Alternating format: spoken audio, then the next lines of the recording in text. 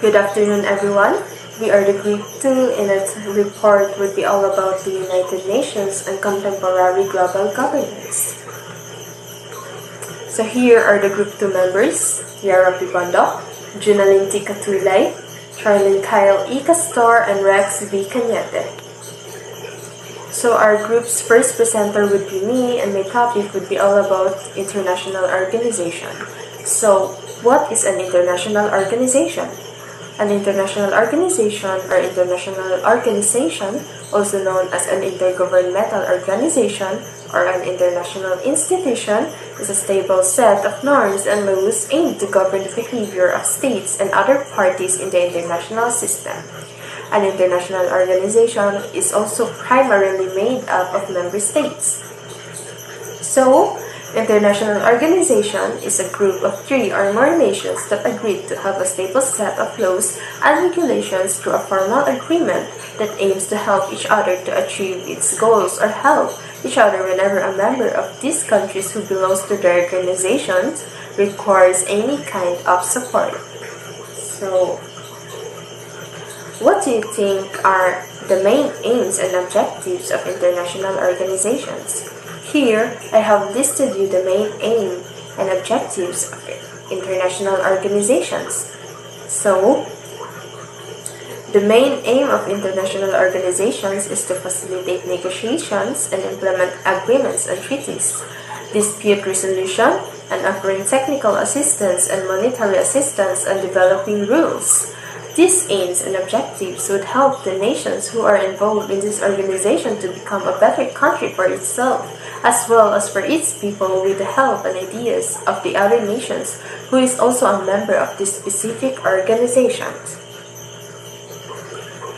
Now, the powers of IOs. I will just give you a short and quick definition of these 3 powers. So the first one would be the power of classification. Since IOs can invent and apply categories, they can create powerful global standards. The second one is the power to fix meanings. Since everyone views IOs as legitimate sources of information, the meanings that they may or have created will have effects on various policies. The last one is the power to diffuse norms. Since the IOs has the authority to spread norms or ideas, therefore, they can use this authority to establish or set global standards. Overall, since these powers have the ability to influence people as well as the different states worldwide, it can be seen that these powers can become the sources of great good or great harm to different nations, depending on how these powers are used. Now, what is the importance of international organization in globalization? In an increasingly interconnected and interdependent world, some issues are too big for countries to handle on their own. Countries need to work together, and they do so in part through international organizations that encourage cooperations and diplomatic resolutions to global problems. As you all know, the true meaning behind globalization is the interconnectedness or interdependence of almost everything around the world. And as you can see, some issues are just too big for a country to solve for its own. As you can see, international organization is like globalization, since here you can see the interconnectedness and interdependence of each nation to the other nation that is also a member of this specific organization. Now, if a country who is a member of a specific international organization is facing crisis or problems that is just too big and difficult for them, the specific country can run to its organization to discuss and seek help for ideas or resolutions that can help its nations to solve the big issue. So, as an organization, each nation who is also a member of this organization would give help, ideas, resolutions, or even assistance to the country who is facing a crisis to solve its problem and issues that later on, if not attended, would become a big global problem to its country as well as to those who would become affected by it. Here, You can see the importance of international organizations to globalization, since international organizations have the power or authority to minimize or solve global problems worldwide. Here are the examples of international organizations. The first one is the United Nations, World Health Organization, World Trade Organization, United Nations International Children's Emergency Fund or UNICEF, World Bank, Universal Postal Union, and the last one is the International Hydrographic Organization. And now I think my topic about the international organizations is done. Now I would gladly give the floor to the second reporter. That's all. Thank you. Good afternoon, everyone. I am the second reporter. My topic is all about the United Nations. After the collapse of the League of Nations, the end of the World War I, so countries worried about another global war II to begin, and then they push for the formation of more and lasting internationally, and that is why the UN was founded in 1945.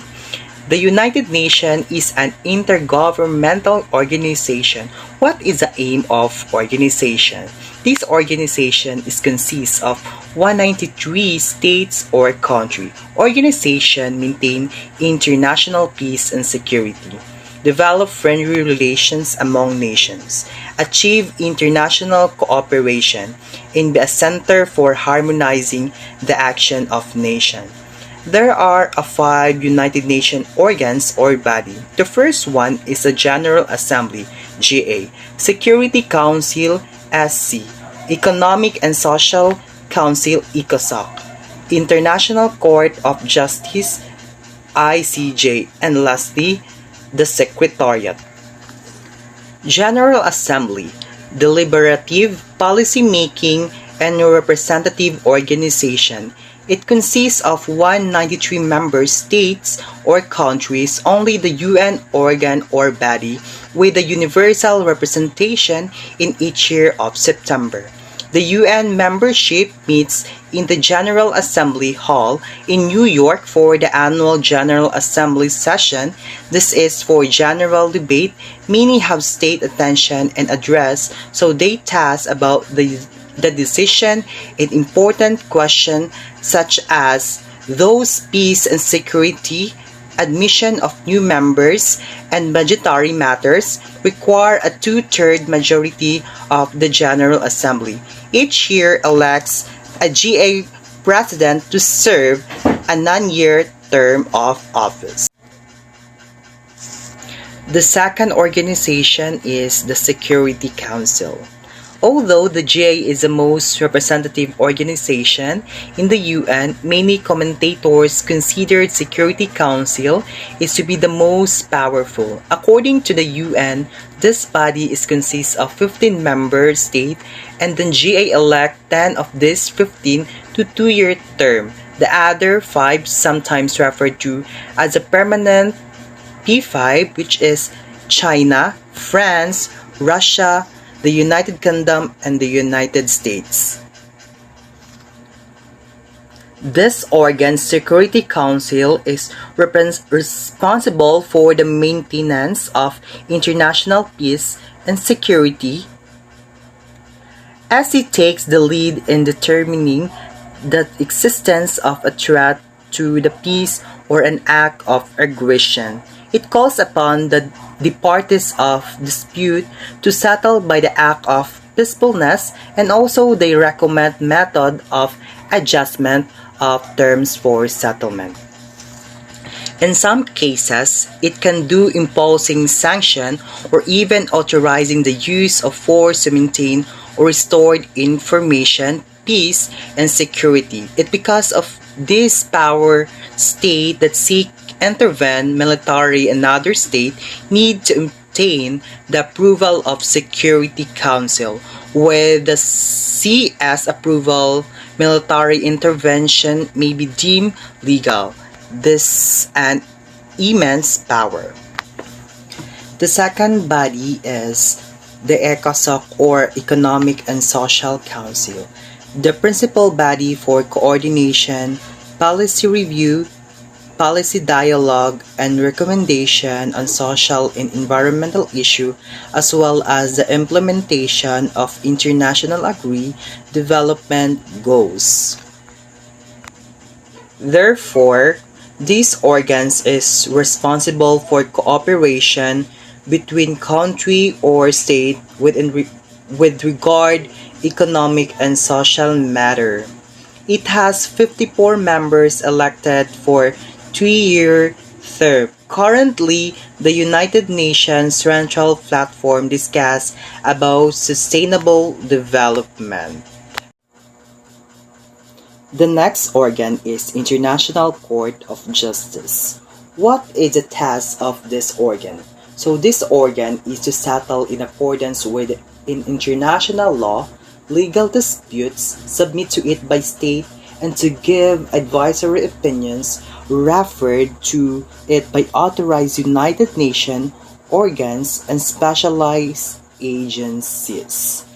The major causes of the court consist of dispute between states that voluntarily submit themselves due the court for arbitration.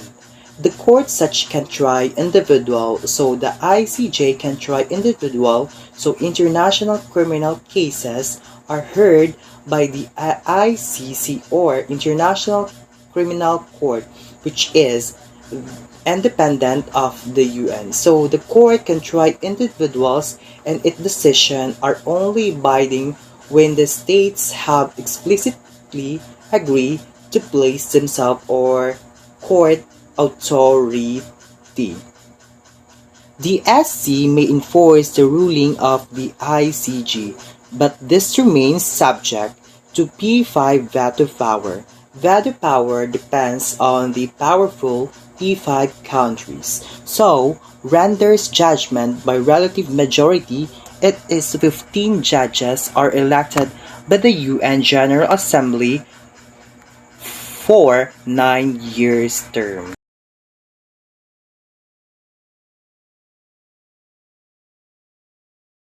In the creation of human rights arbitration rules in the UN. So this was 1960 when diplomat Salvador P. Lopez, the chairman of the UN Commission on Human Rights. So Lopez, with the other Filipino citizens, helped decide the system whereby any citizen or any state or any country may petition the UN to look into human rights violation the certain country. The last organ is the UN Secretariat.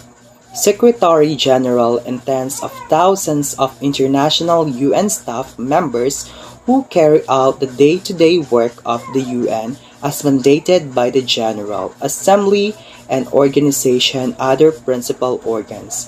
Support the other UN bodies administratively.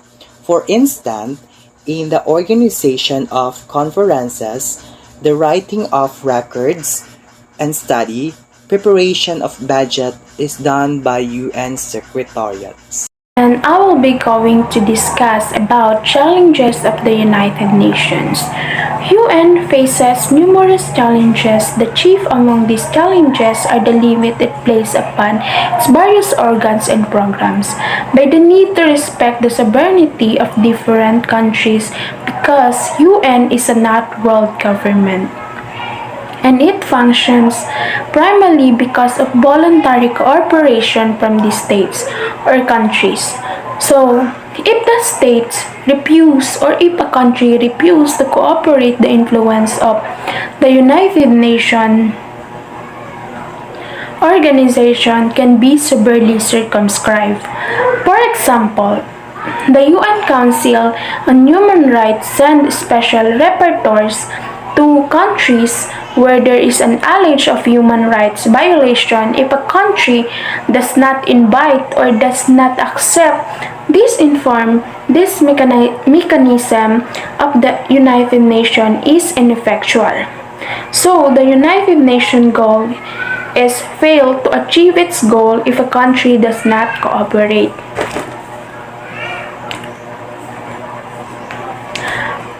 However, the biggest challenges to the United Nations is the issue of security. Issue of security, as mentioned, the UN Security Council is tasked with authorizing international act of military intervention because of the P5's veto power. It is for the council to release a formal resolution. So it means that because of powerful veto or powerful 5 countries is so for the council to release a formal resolution. For example, in 1990s, when the United States sought to intervene in the Kosovo War. So what happened? Province of Yugoslavia where hundreds and thousands of Albanians were victims of massacres, mass deportation, and international displacement. So amid the systematic terror, members of NATO or North Atlantic Treaty Organization led by the US, they sought the Security Council of authorization to intervene in the Kosovo War for humanitarian grounds. However, two of the members of the veto power or P5s, the China and Russia, threatened to veto any action, rendering the UN is incapable addressing the crisis. So in response to this, however, NATO led by the US decided to intervene on its own. So NATO was largely a success, nevertheless left the UN in effect. So another example, a similar dynamic evidence is Syria. What exactly happened in Syria? A few years ago, Syria is still undergoing a civil watch until this day. Russia has threatened to veto any SC resolution against Syria. So, thus the UN has done very little to stop the state-sanctioned violence against the opponent of the government of Syria. Why? Because Syria President Bashar al-Assad is an ally of one of the members of the 5Ps. That is the Russian dictator Vladimir Putin. So the latter has shied away from any policy would weaken the legitimacy of the former, and as a result the UN is again ineffectual amid a conflict that has led for over 220,000 people dead and 11 million of these Syrian people displaced. Despite this problem, it remains important for the Security Council to place a high bar on military intervention. So the UN Security Council has been wrong on issues of intervention, but it also made a right decision when US sought to invade Iraq in 2001. US claimed that Iraq's Saddam Hussein has a weapon of mass destruction that threatened the world. However, UN members Russia, China, and France were unconvinced and vetoed the UN resolution for intervention, forcing the United States to lead a small coalition of the willing with its allies. So, it was then they discovered that there is no weapon of mass destruction, and the invasion of Iraq caused problems for the country and the region, which lasts until today. Today, UN or United Nations is helping the battle against presently COVID-19. On April 24, 2020, the UN, uniting with many partners, launches the Access to COVID-19 Tools Accelerator. It's a global cooperative to accelerate the development and equitable access to new COVID-19. Then, March 1, 2020, UN released 15 million US dollar from the Central Emergency Response Funds to help vulnerable countries battle the spread of COVID-19. So good afternoon everyone, I'm Janalyn Tulay and I am assigned to tackle about the last part of our report, the conclusion about the United Nations and the contemporary global governance. To start with, global governance is to provide global goods, particularly peace and security, justice and mediation systems for conflict, functioning markets, and unified standards for trade and industry. United Nations is the leading institution in charge of the global governance. It is founded in 1945 in the wake of the Second World War.